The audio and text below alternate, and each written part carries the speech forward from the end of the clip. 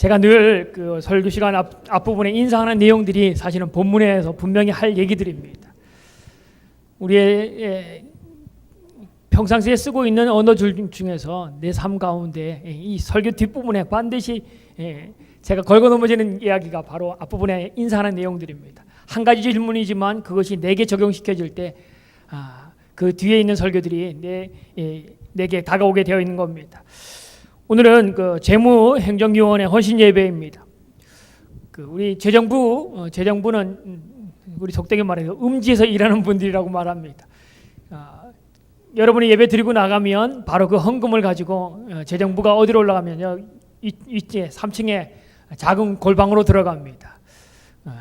골방에 들어가서 뭐 어떤 때는 밥도 잘 못 먹고 뭐 교제도 제대로 못 나누고 허겁지겁 일하고 겨우겨우 내려와서 예배 드리다시피 바쁘게 뭐 숨어서 일하는 분들이 그분들입니다. 그러니까 여러분이 또 헌금할 수 있도록 또 꼼꼼하게 다 이유는 체크하시고 주보에까지 나올 수 있도록 다 재정부원들이 하시는데 그분들이 건의사항이 좀 차분하게 앉아서 이 컴퓨터도 쳐주고 이렇게 확인할 수 있는 분들을 찾기를 원합니다. 바라기는 여자분 중에 좀 이렇게 차분하게 이렇게 앉아서 할 수 있는 분, 특히 재정부는 말이 없이 순종하는 분들입니다. 뭐 여러 가지 말이 많으면 안 됩니다. 돈 있는 곳에 말이 많으면 문제가 생깁니다. 말 없이 아무 말 없이 순종하면서 일할 수 있는 그런 일꾼들 찾는다고 합니다. 감동 되어주신 분들은 우리 담임 목사님께 말씀하십시오. 자, 오늘 본문으로 본문 들어가기 전에 우리 재정부에 관한 얘기들을 보면 우리 교회는 제일 큰 회의 기간이 사무총회입니다. 연말 사무총회 있죠. 그게 제일 큰 회의 기간입니다. 그 다음에가 우리 당회가 있습니다. 그 다음에는 직원회가 있고요. 그 다음에는 우리가 오늘 하고 있는 그 팀사이기 때문에 위원회, 무슨 예배위원회, 뭐 오늘 말하는 재무위원회 이렇게 위원회가 있습니다. 교육위원회 뭐 이렇게 부서마다 위원회가 있고요. 그 가운데에 우리 재무부 안에도 다른 부서들이 있듯이 우리 교육부 안에도 교육위원회 안에도 뭐 어린이부, 유치부 뭐 이렇게 부서가 있는 것처럼 마지막에 부서들이 있습니다. 근데 이 재무위원들은 재무부는 바로 이 재무위원 행정위원회인데 이것은 어디에 속하냐면 처음에 했던 우리 사무총회 때에 사무총회 이루어지기 전에 모든 기관에서 올해는 어떻게 재정을 집행할 것인지 회의가 다 돼서 연말에 그런 표가 나오지 않습니까? 그죠? 재정 보고를 하잖아요. 거기에 다 들어있는 내용들입니다. 그래서 재정부는 이것을 바탕으로 해서 부서라든가 위원회에서 들어오는 것들 안에서 미리 예약되어 있는 미리 예산이 책정되어 있는 것을 청구한 것에 대해서 잘 지출하고 또한 여러분 헌금한 것들 잘 관리하는 부서가 바로 이 재무행정위원회입니다. 우리 잘못 알면 재무를 맡았기 때문에 재정부에서 뭐를 주고 안 주고를 결정하는 것이 절대 아니라는 거예요. 간혹 이따금씩 제가 사무실에 앉아 있다 보면 그 외부에서 전화 오는 데가 있습니다. 재정부장을 좀 알려달래요. 왜 그러냐니까 어느 단체인데 우리 후원을 해달라. 장애단체인데 후원을 해달라. 그러면서 누구를 찾냐면 재정부 담당을 찾더라고요. 교회가 재정부가 담당하는 게 아닙니다. 제가 분명히 얘기합니다. 재정부가 담당하는 게 아닙니다. 그거는 교회 예산 안에서 되어지는 거기 때문에 당신이 팩스를 보내든지 이메일을 보내든지 한 다음에 그것을 위에다가 올려서 결정되어져야지 재정부에서 지출하는 것이지 재정부장이 아니 재정부가 이걸 결정하는 게 아닙니다. 혹이나 우리 성도들도 잘 몰라서 재정부에다가 돈을 요청하는 게 아닙니다. 원래 안에 있는 연초에 개선되어 있던 그 계획표 안에서 재정부가 지출하는 겁니다. 그래서 재정부장님이 달려가서 이거 달라고 한다고 주어지는 것이 아니라는 겁니다. 그래서 모든 재정은 우리 사무총회를 통해서 또한 당회를 통해서 우리 팀사역을 통해서 순차적으로 되어지는 겁니다. 그래서 교육부에는 돈 쓰는 것 하나하나가 그 영수증까지 다 첨부돼서 올라가는 겁니다. 그래서 뭐 여러분이 재정에 관해서 보면 교회만큼 철두철미한 재정을 관리하는 곳은 없습니다. 교회만큼 철두철미하게 관리하는 것이 없다는 겁니다. 그래서 우리 교회는 보면 잘 우리 컴퓨터화 시스템 되어져서 여러분이 그 연말정산 하더라도 헌금 낸 것 그대로 다 기록되어 있습니다. 너무나 잘 되어 있습니다. 그래서 모든 것이 잘 되어 있기 때문에 염려하지 마시고, 우리 뭐 궁금한 거 있으면 또 재정부 사무총회 직원회 때 물으라고 할 때 물으면 이것에 관해서 모든 것을 잘 이야기해 주실 겁니다.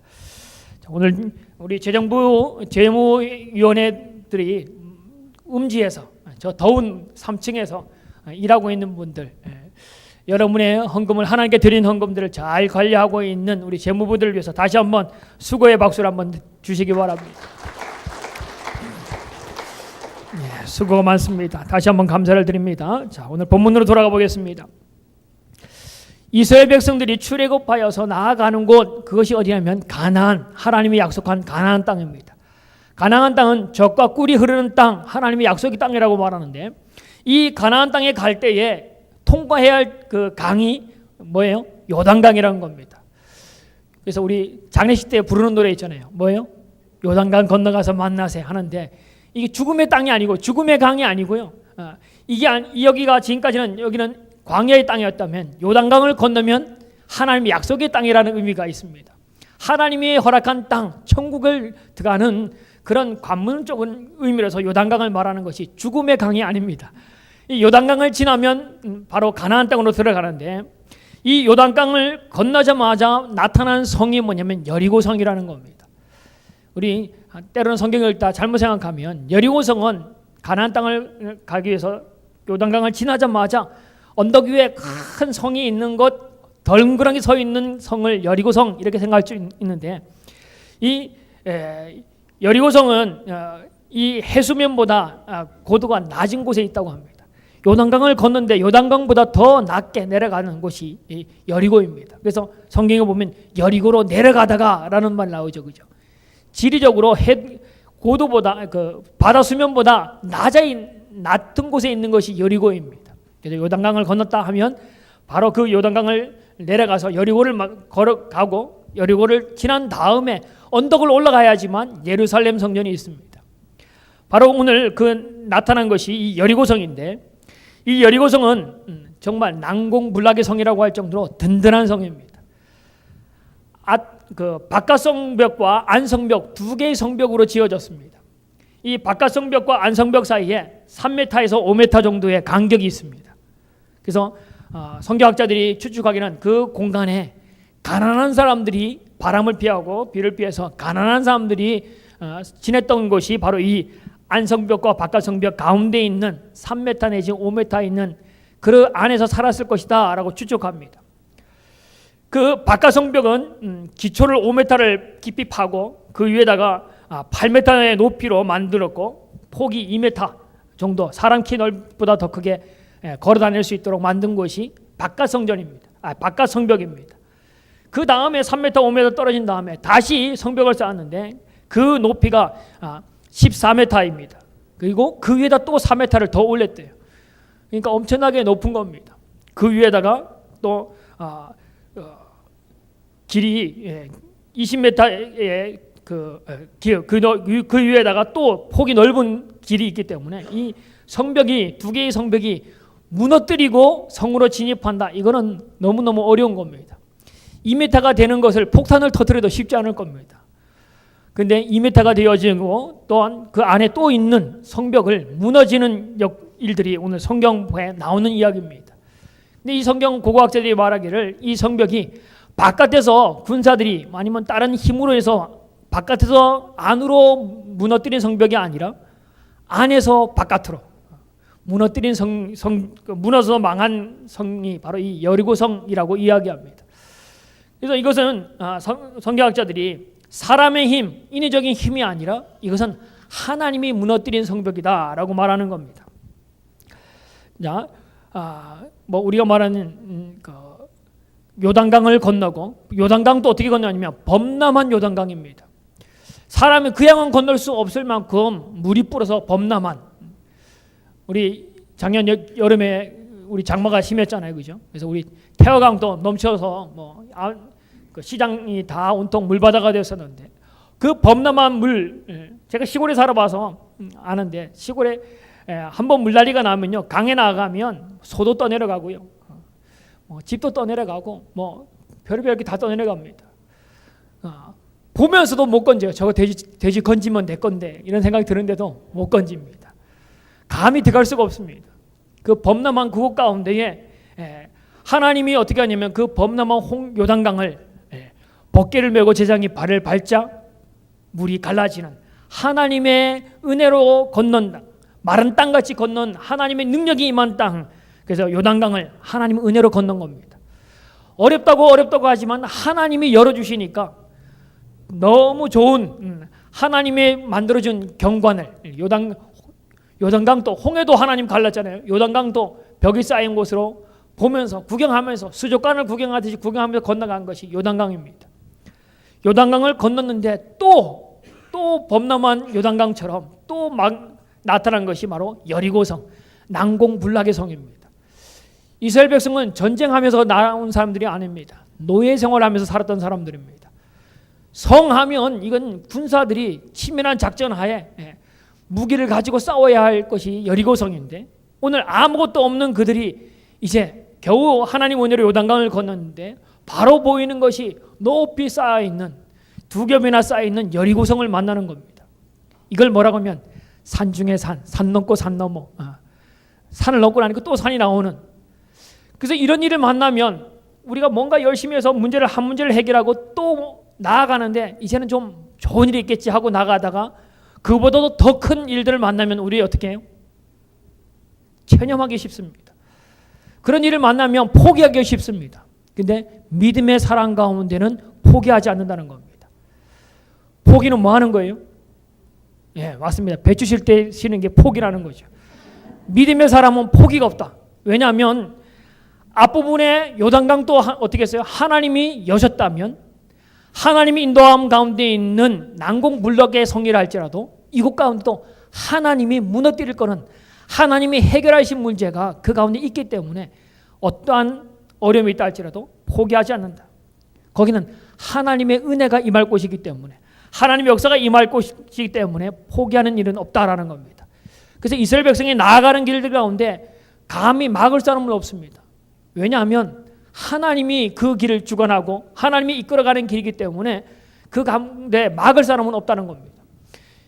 믿음의 사람인 우리 성광교회 모든 성도들이 나아가는 길들 가운데 막을 길은 없다. 누가? 하나님이 여러분과 함께 하시고 하나님이 그 길을 인도하는 믿음의 사람이라면 아무 문제 없이 그 길 또한 열릴 거라는 겁니다. 요단강 하나님이 열어주셨다면 여리고성도 하나님이 무너뜨리고 하나님이 우리를 위해서 준비한 곳이기 때문에 그 믿음으로 나아가는 자에게 승리가 있습니다. 여러분 삶 가운데도 이러한 승리의 역사를 맛볼 수 있는 우리 성도들 되어지기를 바랍니다. 자, 1절에 보면 이스라엘 자손들로 말미암아 여리고는 굳게 닫혔고 출입하는 자가 없더라. 여리고성이 어떻게 됐다고요? 굳게 닫혔다. 산 넘고 산 넘어, 닫히고 닫혀 있는 것처럼 보이는 그 문, 인생의 문, 그 문이 닫혔다. 믿음으로 나아가는 길들 가운데 때로는 눈으로 보기에는 문이 닫혀 있는 문들이 있습니다.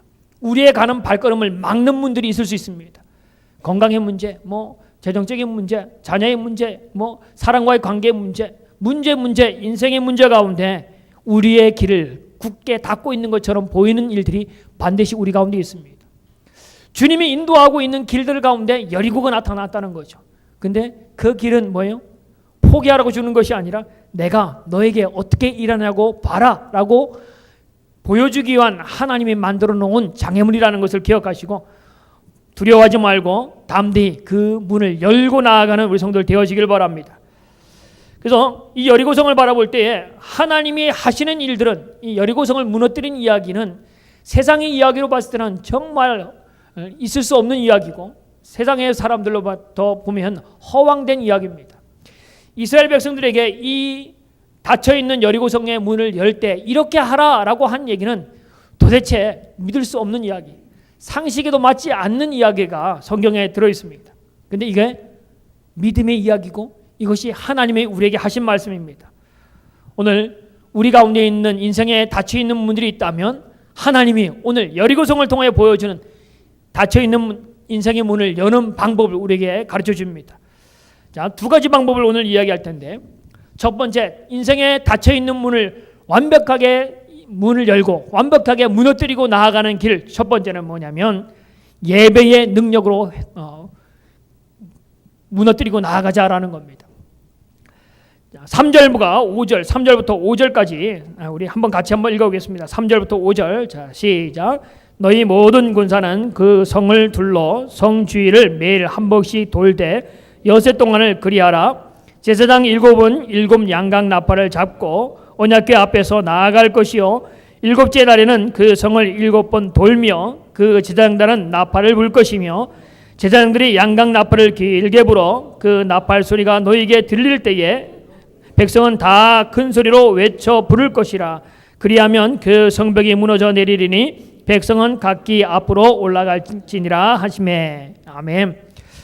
오늘 이스라엘 백성들이 여리성으로 도는 것, 여리성을 하루에 한 바퀴 돌아라. 그리고 7번째는 7바퀴 돌아라. 그리고 외쳐라. 이게 하나님의 방법입니다. 여리고성을 이 도는 것은 뭐냐면 하나님의 말씀에 순종하는 삶을 말합니다. 하나님 말씀대로 나아가는 삶을 말합니다. 이것을 저는 다른 말로 예배하는 시간들이라고 이야기 드리고 싶습니다. 하나님의 말씀을 믿고 하나님 말씀에 순종하여 뭐로 하냐면 양각 나팔을 불고 행진하는 겁니다.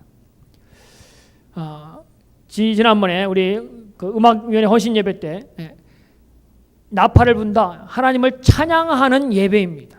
양각 나팔을 불 때에 하나님의 역사가 나타나는 겁니다. 찬양할 때 역사가 나타납니다. 나팔을 분다, 하나님의 말씀을 선포하는 것을 이야기합니다. 나팔을 분다, 우리가 기도의 소리를 높이 바라는 것을 이야기합니다. 이것은 뭐냐면 예배하는 삶을 말하는 겁니다. 여리고성을 도는 방법은 뭐냐면 하루에 한 번 하나님 앞에 경건한 예배를 드리는 것을 말합니다. 믿음의 예배를 하루에 한 번씩 드리라. 그리고 7째 날에는 7바퀴 돌고 하나님의 말씀대로 선포하고 외치라라는 것이 하나님의 방법이라는 겁니다. 자, 예배를 드리면 문제가 변합니다. 예배를 드리면 우리 삶의 문이 열린다라는 겁니다. 제가 처음에 여러분이 인사하기를 당신은 예배 잘 드리고 있습니까? 라고 질문형 인사를 나누라고 했습니다. 오늘 이스라엘 백성들이 문을 여는 방법이 뭐냐면 예배하는 방법이었다는 겁니다. 내가 인생에 예배를 온전히 드리고 있느냐, 내 인생에 하나님이 원하는 예배를 온전히 드리고 있느냐라는 겁니다. 하나님 앞에 예배하며 나아갈 때에 여리고성은 무너지기를 예비되어 있는 성이 되어지는 겁니다. 하나님의 때까지 뭐냐면 6일 동안 돌고 7일째 도는 것. 아무리 돌아도 처음에는 어느 것 하나 금도 안 가고 아무 문제가 없습니다. 근데 언제요? 하나님의 때, 하나님 마지막까지 말씀하는 그때까지 믿음으로 나아가는 자 가운데에 여리고성은 무너지게 되어 있습니다. 오늘 나의 드리는 예배가 얼마나 온전하게 드리고 있느냐, 그 예배를 드리는 가운데에 어떤 일이 생기면 자기가 변화되어지고 환경이 변화되어지고 하나님께서 도우시는 일들이 예배 가운데 이루어지는 겁니다.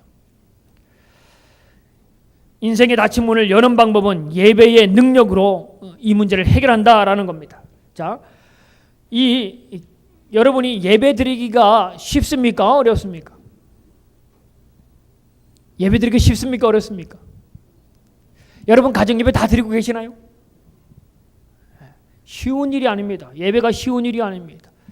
정말 내가 온 마음을 다해 예배 드려야지라고 하면서 다른 것 전혀 신경 안 쓰고 예배만 전적으로, 다른 것 다 포기하고 예배만 전적으로 드리는 것이 내가 몇 번이 있는가?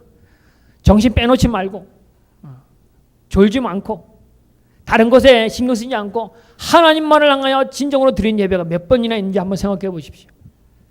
예배 드리려고 하면요, 우리를 방해하는 것이 얼마나 많은지 모릅니다. 예배 드리려고 하면 옆에서 다른 과일 사세요, 계란이요 계란, 별 소리 다 들리는 것도 여러분 들릴 겁니다. 시끄러운 소리가 들리기도 하고요. 또 잘 있던 아이들이 울기도 하고요. 평상시에 안 그런 애가 뛰어나오기도 하고요.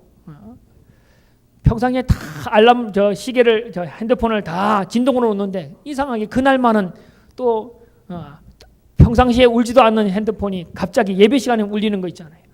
신방 가보면 꼭 그런 일들이 많이 있습니다.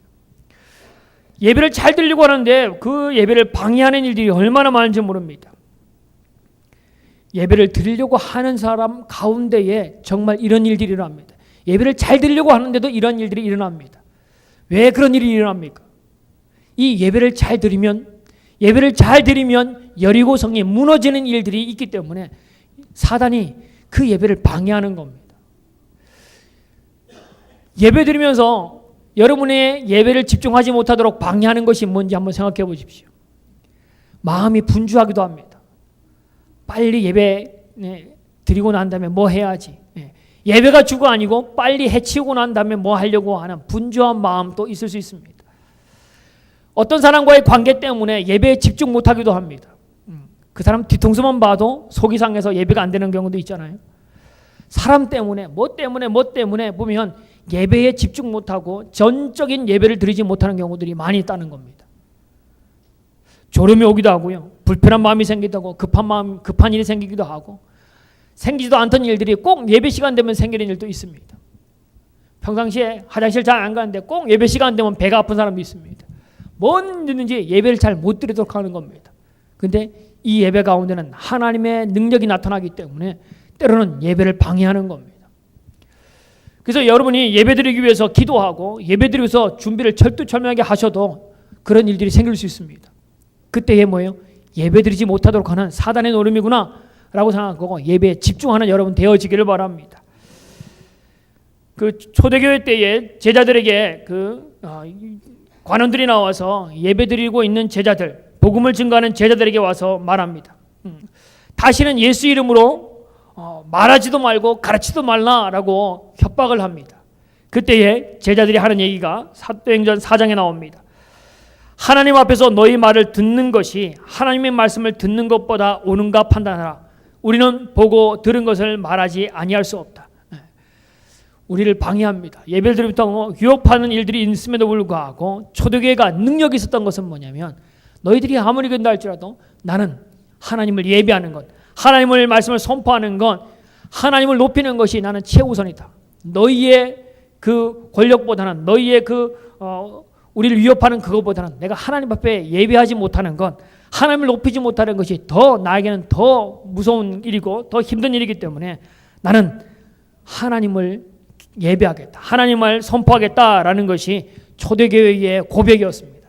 그래서 초대교회가 능력 있는 이유가 바로 그겁니다. 여러분 성격은 어떤지 모르겠습니다. 우리 가운데 우울증적인 우울한 성격을 가진 분들 많이 있습니다. 때로는 뭔가 낙심하고 좌절하고 걱정하고 염려해서 상황 때문에 그런 일들 때문에 염려하고 걱정하고 주눅이 들어있는 사람들이 있습니다. 오늘 어떤 일들 때문에 내가 주눅이 들어서 예배에 집중하지 못하는 경우도 생깁니다. 그래서 예배 드리기 전에 기도 열심히 하는 이유가 그겁니다. 말씀을 굳게 붙잡고 나아가는 이유가 그겁니다. 설교하기 위해서 준비하는 것이 그런 겁니다. 설교도 준비되지만 이 모든 것 가운데 하나님이 때로는 평상시에 말을 잘하다가도 앞에 서면 입술이 떨려서 못할 경우도 생기거든요. 그런 날이 있습니다. 분명히. 때로는 누군가 한 말이 내 마음을 자꾸 후벼 파서 설교에 집중하지 못하도록 예배에 집중하지 못하도록 하는 경우도 생깁니다. 그래서 예배 가운데는 환경을 보지 말고 하나님의 말씀을 붙들려고 노력하는 것이 아마 목사의 일들일 겁니다.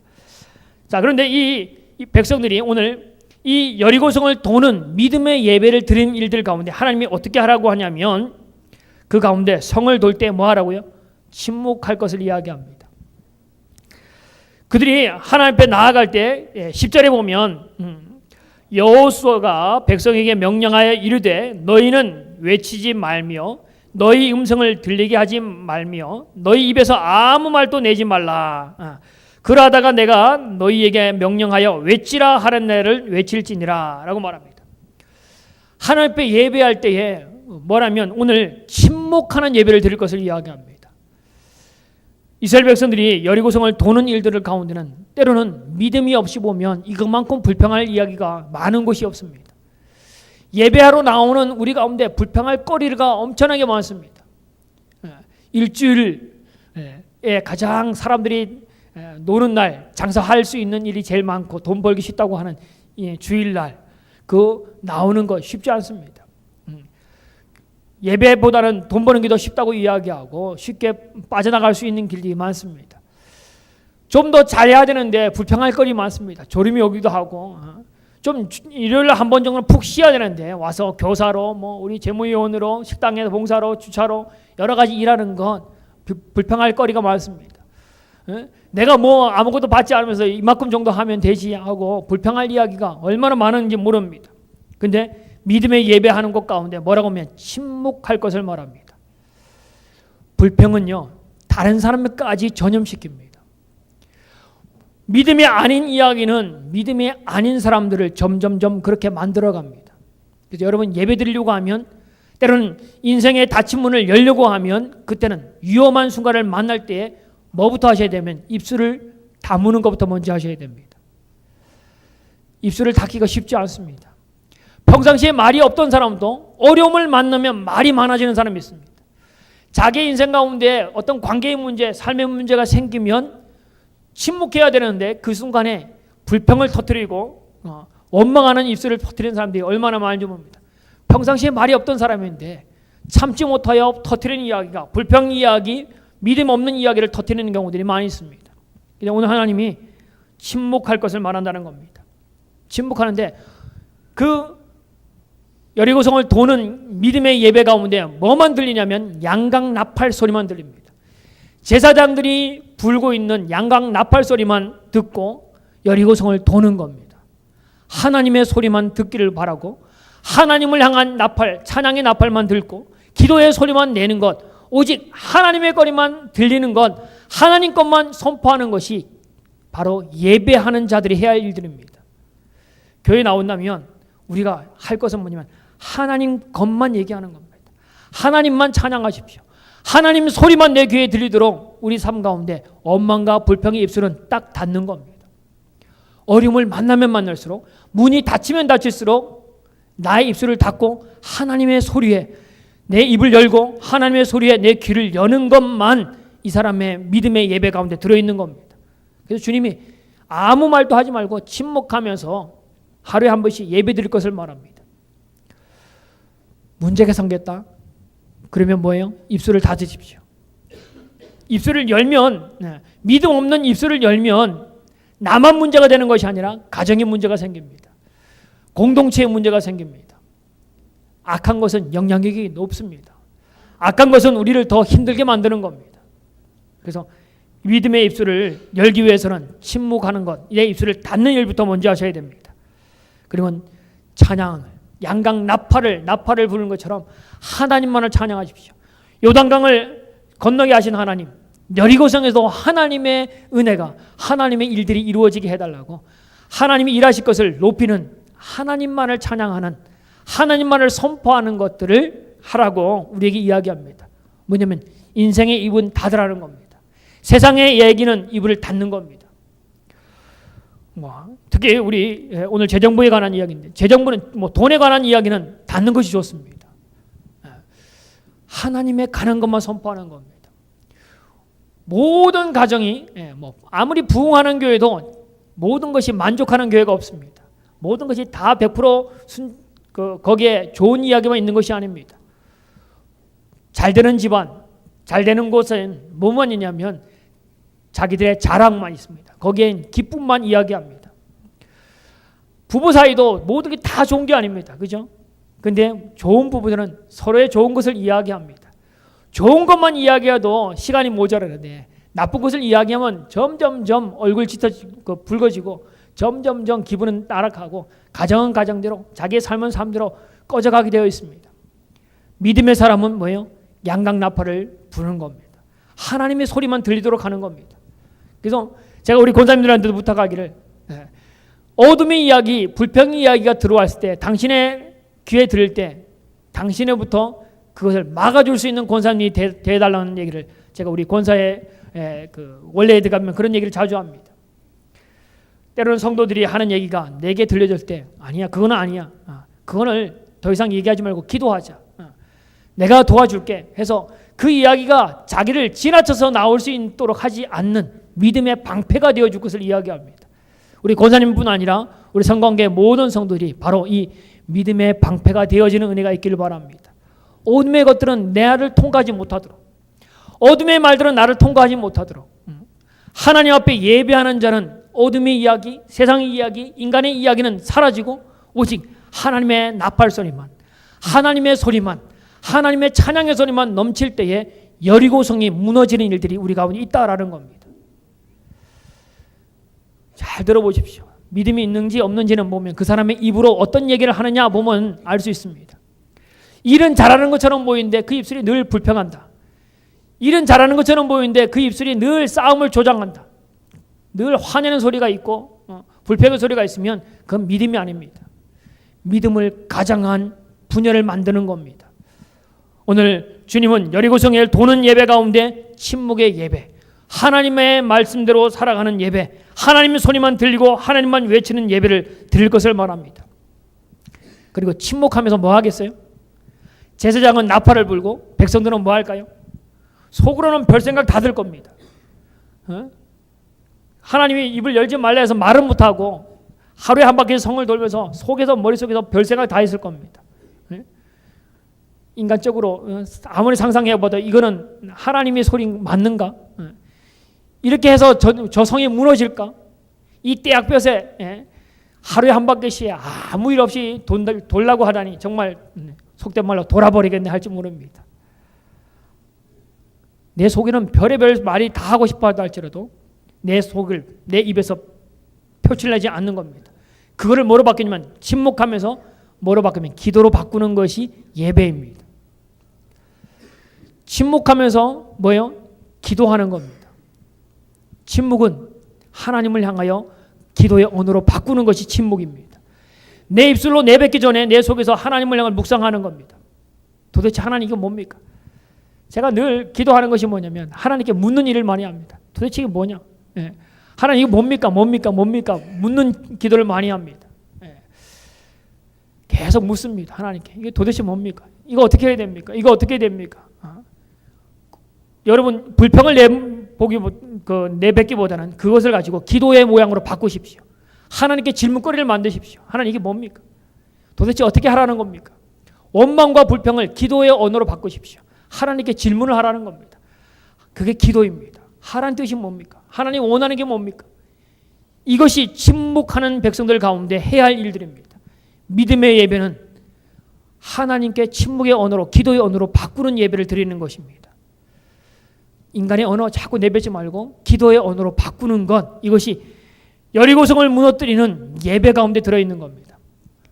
우리는 일주일에 한 번 와서 예배하는 것, 이것만 예배가 아니고 삶으로 드려진 예배가 더 많습니다. 일주일 내내 집에서, 직장에서, 여러분 사명에서 드려지는 삶으로 드려지는 예배가 더 많습니다. 그 예배 가운데 해야 할 일들이 뭐냐면 하나님께 기도의 언어로 드리는 겁니다.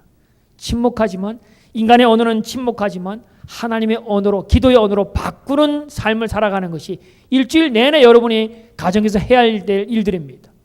그래서 그 일주일 내내 내가 어떤 언어를 사용했는지 보십시오. 정말 내가 믿음의 예배를 드리고 있는지. 그렇다면 온전한 예배 드린 사람은 언어가 바뀝니다. 제대로 기도한 사람은 반드시 언어가 바뀌게 되어 있습니다. 제대로 예배한 사람은 언어가 바뀌게 되어 있습니다. 제가 늘 부탁하는 얘기입니다. 기도 열심히 한 것만큼 당신의 언어를 바꾸십시오. 당신의 소원을 나열하는 게 기도가 아니고 하나님의 뜻을 구하는 것이고 하나님의 말씀이 내 입술을 통해서 기도의 언어로 바뀌는 것이, 그게 정말 기도하는 겁니다.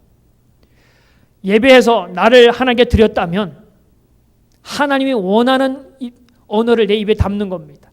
하나님이 원하는 일들을 내 몸에 담는 겁니다. 하나님이 하고자 하는 일들을 내 몸 가운데 실행하도록 내 삶을 하나님께 드리는 겁니다.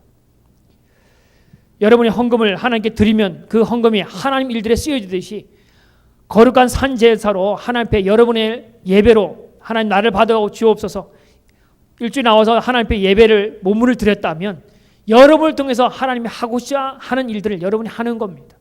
그것이 믿음의 언어를 내뱉는 것이고 기도의 언어를 내뱉는 것이고 하나님을 찬양하는 것을 내뱉는 것이고 하나님의 사랑을 선포하는 것, 하나님이 하고자 하는 일들에 내 삶을 드리는 것, 이게 제대로 된 예배고 기도하는 겁니다.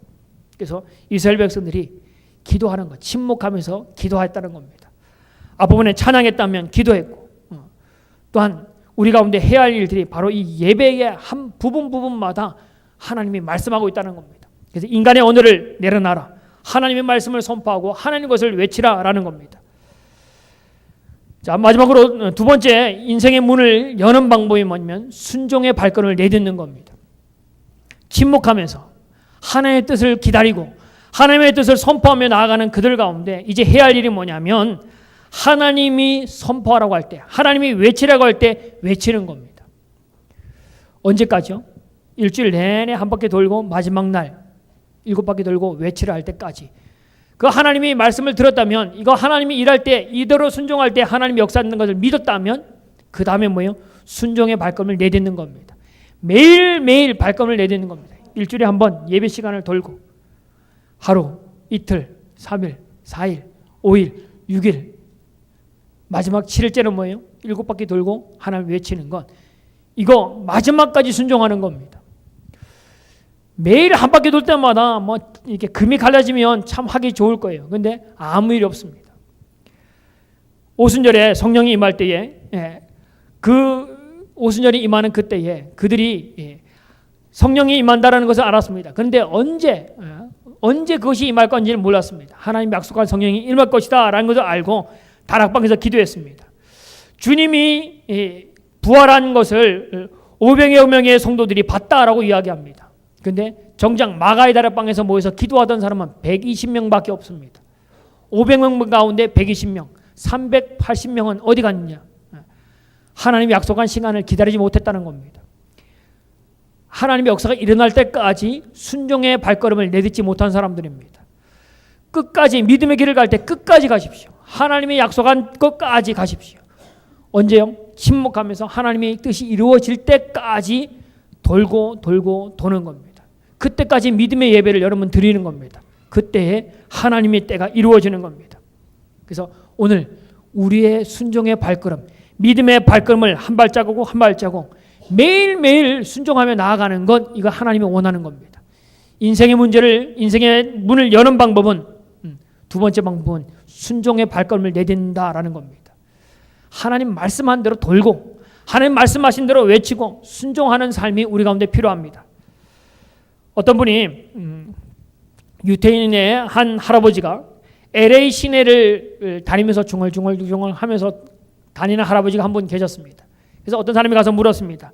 도대체 어르신은 왜 이곳을 그렇게 중얼거리면서 매일 이렇게 돌고 있습니까? 라고 하니까 그분이 하는 얘기가 그겁니다.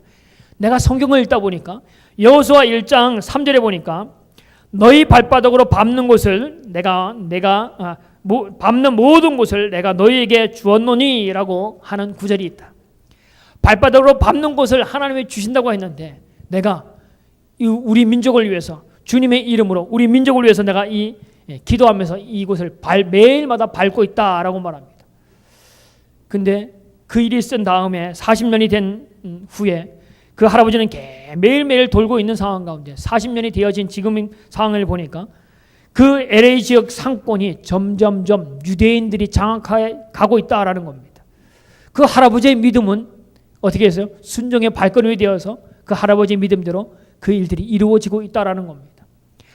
그날 돌은 한 바퀴 돈다고 바로 이루어지는 것이 아니라 믿음으로 돌아가는 그 순간들이 하나님의 때가 되어지니까 그 약속대로 이루어지는 것을 그 할아버지는 경험하고 있는 겁니다. 오늘 믿음으로 드려지는 여러분의 예배, 순종의 발걸음들은 바로 이 인생의 문제를 열어가는 비결이 되어지는 겁니다.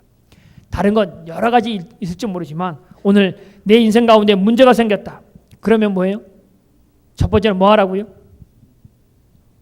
침묵하는데 예배를 통해서 문을 여십시오.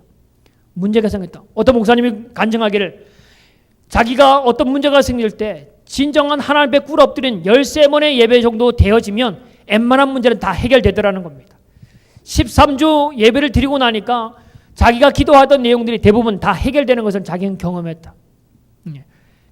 그분의 얘기가 뭐냐면 이 여리고성을 돌 때 6바퀴 돌고 마지막 날에는 7바퀴 돌았잖아요. 그래서 자기도 보니까 어떤 문제든지 13번의 예배를 드리고 나니까 인생의 문제가 그 가운데 다 해결되더라라고 신앙 고백하는 걸 봤습니다.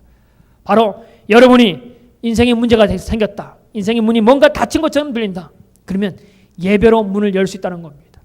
그 예배 가운데 순종으로 나아갈 때 하나님은 여리고를 활짝 열 뿐 아니라 완전히 무너뜨려서 하나님의 권능으로 무너뜨려서 이스라엘 백성들이 가나안 땅으로 들어가는 일들에 아무 문제가 생기지 않도록, 어떠한 비린내 없는 전쟁 가운데 하나님이 승리하도록, 순종으로 나갈 때 싸움의 필요가 없는 하나님이 완벽하게 이기게 하시는 일들을 하나님이 여셨다라는 겁니다.